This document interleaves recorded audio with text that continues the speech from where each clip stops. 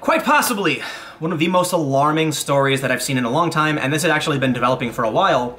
This is a story about how they can in real time replicate someone's face. And we've already seen videos where they've done this, where they've replicated a face and a voice and made Obama and Trump and other politicians say ridiculous things. Now they've got examples of real-time rendering for this kind of stuff. So this is from Neiman Lab, which covers issues of journalism. And what they have in this photo right here is, you can see this guy smirking. There's George W. Bush's actual face, and this is what they've done with the rendering. So this is the fake image. It is almost impossible for people to see the difference in these images and realize this is fake. They're using just a webcam. This is what's really crazy. The reason I want to talk about this now, and I'll probably talk about it a lot more in the future, is that we are coming to a point where this technology exists. They're using it in the lab, and who knows who else has it. And I will also add, if this is being publicly disclosed, I wouldn't be surprised if intelligence agencies have had this technology for a long time. That's what's scary. Is it possible that certain videos were fabricated already and you'll just never know? Especially when the resolution is so low that it's hard for forensics to decode, to determine whether or not it was fake. That's where it gets scary. I suppose you could do something where you could analyze facial points and then try and trace it. But then when you look at it's actually based off of someone else's face, it's probably going to come up as legit. So let's look at this story. It says, the universe of people trying to deceive journalists keeps expanding and newsrooms aren't ready. It's going to be a while before we really have an understanding of how we work to combat it beyond the traditional methods that we have used for a few years now. There's an editor's note. Let's read this. Heather Bryant is a journalist and developer affiliated with the journalism program at the John S. Knight Journalism Fellowship at Stanford University. She was asked by Jay Hamilton at the Stanford Department of Communication to research and report about the near future of the manipulation or AI-driven generation of false video, images, and audio, and how newsrooms are starting to strategize to handle it. The following article summarizes what she's learned. R.B. Brenner edited the story. Okay. Robin Tomlin has led newsrooms in New York, Texas, North Carolina over the past 2 decades, and amid a torrent of change, she's noticed a constant. The universe of people trying to deceive journalists keeps expanding. They're not just trying to deceive journalists, they're trying to deceive everybody.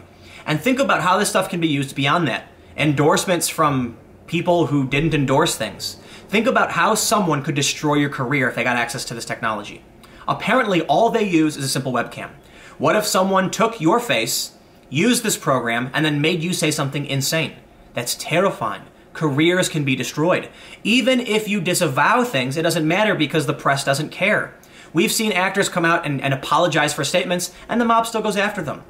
You know, no one's going to care. Not only that, we see people photoshopping and manipulating images all the time to smear individuals, and people don't care because the lie travels halfway around the world before the truth has strapped on its boots.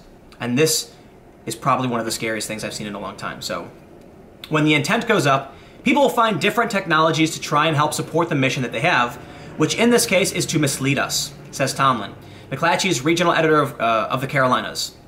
Previously, she was the managing editor of the Dallas Morning News and editor of Digital First Media's Project Thunderdome. I have no idea what that is. Well, let's actually look at this. So we've got some photos here, and let's just look at the video. So actually, this is really interesting. One of these images on the left and the right is fake.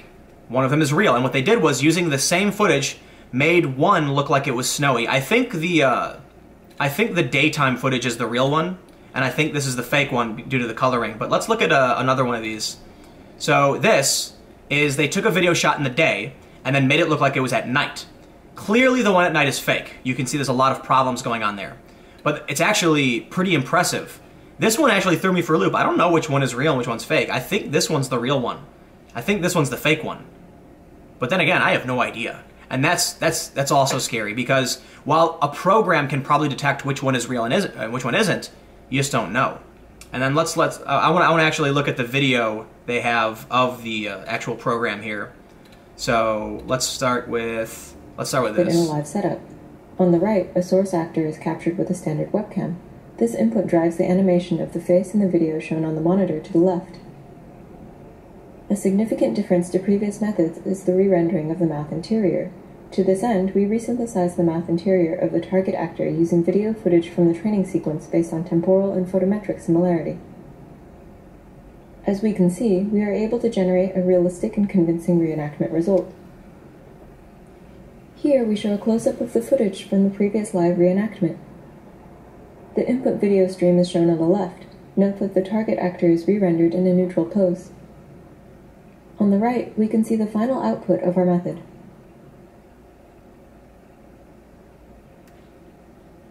So there you go. I think you get it. Let me skip forward and see if you can. Yeah, this is also. Here we show additional live sequences where we reenact various YouTube videos.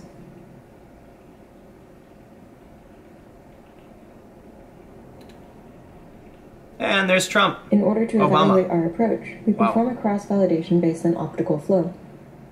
To this end, we RGB input.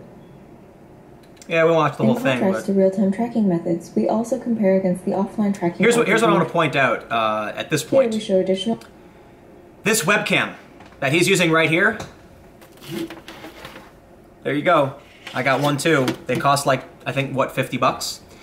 Just using that, apparently, which is so terrifying, is that they're able to manipulate Putin, Trump, Obama. At the bottom they say, the problem is here and now. Experts on digital manipulation convey a greater sense of urgency than the journalists do in preparing for this threat. I think none of us are prepared for it, honestly, on many levels. This is not just a journalism issue, it's not a technology issue, it's also a social media issue, says Farid, who focuses on digital forensics, image analysis, and human perception. He works on problems such as developing tools and practices to detect child exploitation or extremist content. Think about propaganda videos that can be made by just staging these events. A lot of people have questioned whether or not some of these videos from extremist groups in the Middle East are actually just fake. They're always really grainy and hard to see, and some people believe that the actions they take are on dead bodies and not on living people, but it's hard to tell.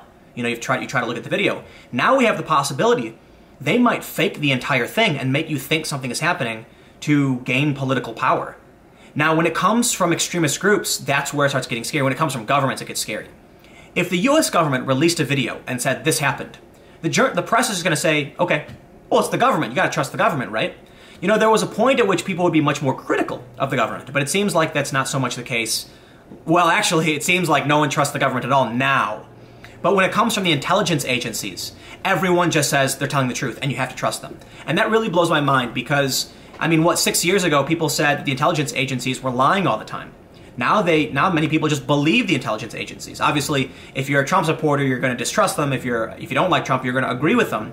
And it's worrisome to me that anyone would trust either of them. I don't trust Trump. He's a president. He's going to lie. He's going to do his things. He's a politician. Whether or not he was a politician before, he is one now. I'm not going to trust the intelligence agencies. I know they keep secrets. They literally have a structure for it. So it's scary to me then that either group, Trump administration, the government, could release a video with technology like this, and people will just believe that it actually happened. You know, I had to question this when I saw a video earlier of Barack Obama calling out identity politics, saying you shouldn't shut people down just because they're white or because they're male. And I thought about this technology. Now, I'm not saying it didn't happen. I'm just saying it made me think about it. How easy it would be for someone to take this technology, this simple software. Well, I shouldn't call it simple, but if they're only using a webcam, it's just software. And then make a video of Trump saying something absolutely insane, and everyone will believe it. And if Trump denies it, they'll say, oh, of course he's lying. If Obama did the same thing and then denied it, they'd say, of course he's lying. And you could do this for literally anyone. And that's where it gets particularly scary. The fact that this kind of stuff probably has been used. You know, like they've said, the problem is here and now. So let's grab just close to the end before we wrap up on this on these thoughts.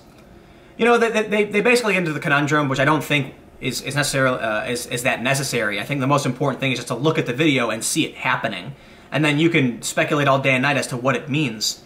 Journalists won't be prepared for it. Journalists don't understand basic Google searches at this point. You know, when someone calls when a journalist in Austin calls Steven Crowder alt-right, that says to me they didn't do any work. You think a journalist is going to do the work to dig through whether or not a video has been manipulated? Hell no. Some will. Of course they will. It's not absolute. But the average writer who's getting paid jack squat, working in a newsroom in an office in New York, is going to hear about it, look at the video, and then just say, there's the video. That's it. How many times has someone thought The Onion was real and tweeted about it or posted it to Facebook? And The Onion's, we know it's fake. If people can't figure out The Onion is fake. You know what? A good example is the Washington Post cited Clickhole as fact just like a week or two ago.